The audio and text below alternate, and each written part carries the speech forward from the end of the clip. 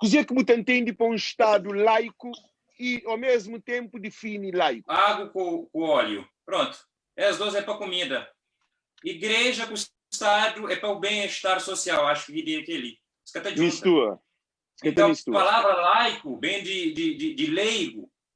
Leigo, que até entende, por exemplo, num convento, quem que cuidava de coisas do dia a dia de convento era o quê?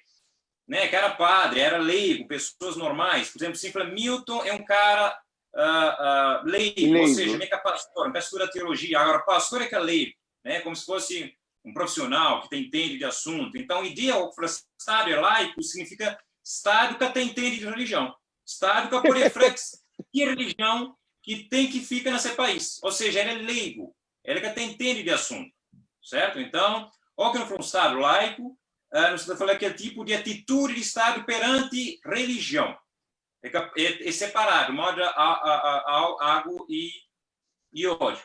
Laicidade é um dos pilares de república, de democracia, né? Estado de direito democrático. Sem laicidade, nunca tem república. Por isso que logo no início da nossa Constituição tá falando que seria a separação de igreja e Estado. Agora, curiosidade, Alex, na nossa Constituição atual, já tem essa palavra laico. Desde 90 nunca aparece a palavra laico, mas naquele primeiro Constituição de 80 já apareceu a palavra laico. Então, falou assim,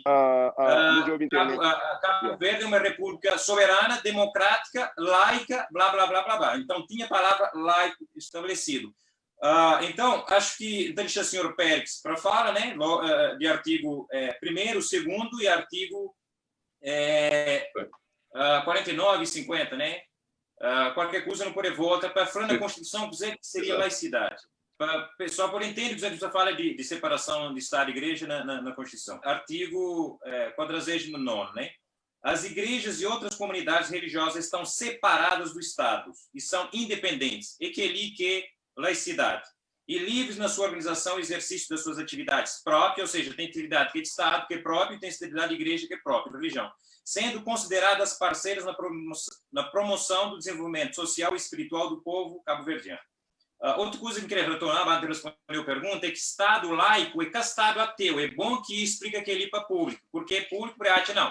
Então, igreja é separada de religião, quer dizer, então, você entende? Não. Estado laico é um Estado que tem atitude negativa, ou seja, é catamente na religião, é catascoide na religião, ao mesmo tempo ele tem atitude positiva, ele protege tudo a religião, certo? Então, aquele que Estado é laico.